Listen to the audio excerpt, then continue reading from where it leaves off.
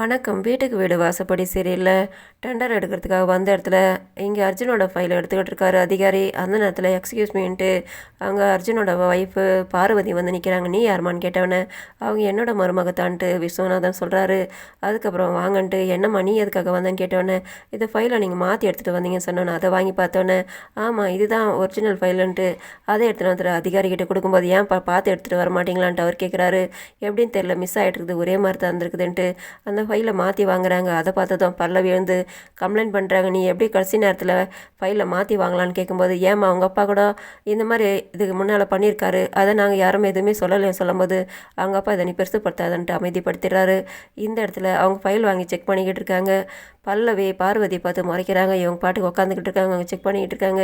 அதுக்கப்புறமா அதிகாரிங்க சொல்கிறாங்க இந்த தடவை கூட விஸ்வநாதன் அர்ஜுனுக்கு தான் நாங்கள் கான்ட்ராக்டை கொடுக்க போகிறோன்ட்டு. அதை பார்த்து எல்லாருமே கை தட்டி ஆரவாரம் பண்ணி வாழ்த்து சொல்கிறாங்க.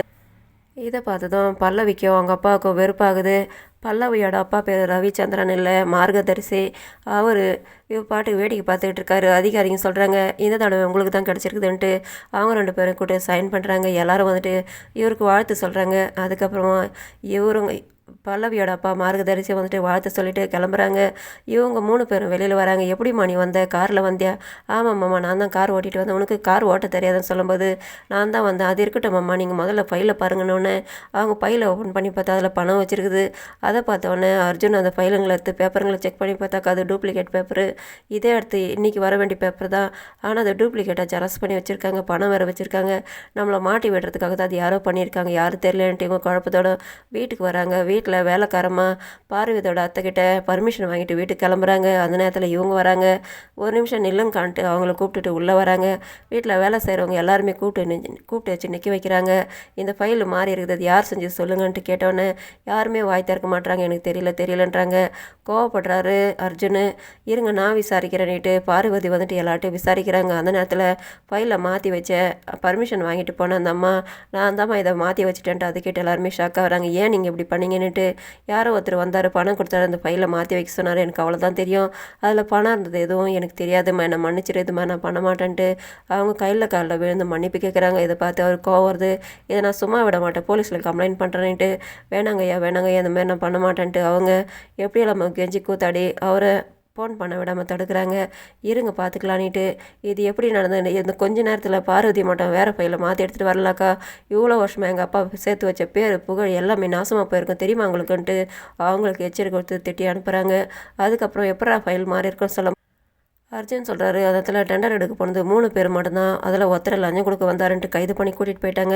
அதுக்கப்புறம் நாங்களும் இன்னொருத்தர் அப்பாவோட ஃப்ரெண்டு மார்கதரிசி மட்டும்தான் இருந்தோன்ட்டு அவர் தான் பண்ணியிருப்பாருன்னு சொல்கிறாங்க. அதுக்கு எடுத்து இவங்க ஷாக் ஆகுறாங்க. அவன் பண்ணியிருக்க மாட்டான்ட்டு அவங்க அப்பா சொல்கிறாங்க. அவர் தான் பண்ணியிருக்கணும், அதனால தானே அந்த பொண்ணு குறுக்க வந்து பேசினாது, அவரை நான் சும்மா விட மாட்டேன்ட்டு கோவப்பட்டு கிளம்புறாரு அர்ஜுன். நான் பார்த்துக்கிறேன் விடு, அவன் அந்த மாதிரி செஞ்சுருக்க மாட்டான், எனக்கு நம்பிக்கை இருக்குது. நம்ம போயிட்டு கேட்க போனால் பிரச்சனை பெருசாகும், அதை பார்த்துக்கிற விடுன்ட்டு அவர் தடுத்துடுறாரு. அதுக்கப்புறம் விஸ்வநாதன் கேட்குறாரு எங்கள் வீட்டில் யாரும் காணோம், ஏன் அந்த பையன் உன்னோட 2வது பையன் கூட்டிகிட்டு வந்து பார்வதி கூட்டிகிட்டு வரக்கூடாதா, அவளுக்கு டிரைவிங் பண்ண தெரியாது, வழியில் ஏதாவது ஒன்று ஆயிருந்தா என்ன பண்ணுறது, எங்கே அவங்கன்னு கேட்டவொன்னே கோயிலுக்கு போயிருக்காங்கன்ட்டு சொல்லி சமாளிக்கிறாங்க. வரட்ட அவனை வச்சுக்கிறேன்ட்டு அவர் கோவப்படுறாரு. பல்லவி அவங்க அப்பாவும் வீட்டுக்கு வராங்க. அவங்க அம்மா கையில் ஆரத்தி வச்சு நின்றுட்டுருக்காங்க. இவர் உள்ளே போயிடுறாரு. அதை பார்த்துட்டு அவங்க ஷாக் ஆகிட்டு ஏங்க உங்களுக்கு டெண்டர் கிடைக்கல என்ன வேலை பண்ணி வச்சா தெரியுமா, இவள் வரும்போது தான் சொல்கிறா அவரோட ஃபைலில் இவள் லஞ்சம் வச்சுருக்கானிட்டு. அதை கேட்டு அவங்க ஷாக் ஆகிறாங்க. உனக்கு இந்த பழக்கம் எப்படிமா வந்ததுன்ட்டு. எல்லாம் உங்ககிட்ட தான் வந்தது, உங்களோட வாழ்க்கையில் மட்டுமில்லை என்னோட வாழ்க்கையும் அவர் கெடுத்துக்கிட்டு இருக்காரு. நீங்கள் எப்போ பாரு ஃப்ரெண்டுன்ட்டு அவரை பற்றி பண்ணிக்கிட்டு இருக்கீங்க. அவன் என்னோடய ஃப்ரெண்டு தான், நாங்கள் பிஸ்னஸில் மட்டும்தான் எதிரியாக இருக்கோம், மற்றபடி நாங்கள் ஃப்ரெண்டு தான் சொல்லும்போது ஆமாம் நீங்கள் எப்போ பாரு உங்களோட ஃப்ரெண்டு பற்றி பிஸ்னஸ் பற்றி மட்டும் தான் நினச்சிக்கிட்டு இருக்கேன், என்னை பற்றி நீங்கள் ஒரு நாள் அது கவலைப்பட்டு எனக்கு என்ன வேணும் ஏது வேணும்ன்ட்டு சின்ன வயசில் நீங்கள் விசாரிச்சிருக்கீங்களா? ஏன்னா நானும் இவ்வளோ நாள் தான் பார்த்துக்கிட்டு இருப்பேன், அதனால தான் அதுக்கு ஒரு முடிவு கட்டணுன்றதுக்காக தான் அவரை ஜெயிக்கணுன்றதுக்காக தான் நான் அவரோட ஃபைலில் லஞ்சம் வச்சுன்றாங்க. அதை கேட்டு இவர் ஷாக் ஆகிட்டு திட்டுறாரு. நீ குறுக்கு வழி பண்ணுறதுலாம் சரியாக வராது, நம்ம நேர் வழியில் தான் ஜெயிக்கணுன்ட்டு. நீங்கள் என்ன பண்ணுவீங்களோ எது பண்ணுவே தெரியாது, எனக்கு ஒன்று நடக்கணும்னாக்கா நான் நினச்சது நடக்கணுனாக்கா பாவ புண்ணியெல்லாம் பார்க்க மாட்டேன், நான் நினச்சது நடக்கணும்னா எதுவும் செய்வேன், அதே நேரத்தில் அவரை நான் ஜெயிச்சு காட்டுறேன்ட்டு. இவர் எவ்வளோ அட்வைஸ் பண்ணால் கூட அவங்க கேட்க மாட்டாங்க, உள்ளே போய்ட்றாங்க. இவர் ஷாக் ஆகிற ப்ரோமோவில் விஷ்ணுவர்தன் டிவி போடுறாரு. அதில் பார்த்தாக்கா பாட்டி பேரன் எல்லோரும் டான்ஸ் ஆடிருக்காங்க. அதை பார்த்துட்டு அவர் அவங்க அம்மா பிடிச்சி திட்டுறாரு. முதல்ல பார்வதி பார்த்து நல்ல பழக்க வளர்த்து கற்றுங்கன்னிட்டு அடுத்த வீடியோ போகுது. அதில் பார்த்தாக்கா பார்வதி ரோட்டில் டான்ஸ் ஆடிக்கிட்டு இருக்காங்க சாமி ஊர்வலத்தில். அதை பார்த்து இவர் ஷாக் ஆகிறாரு. பார்வதி மொழிக்கிறாங்க. இதோட முடியுது. நன்றி, வணக்கம்.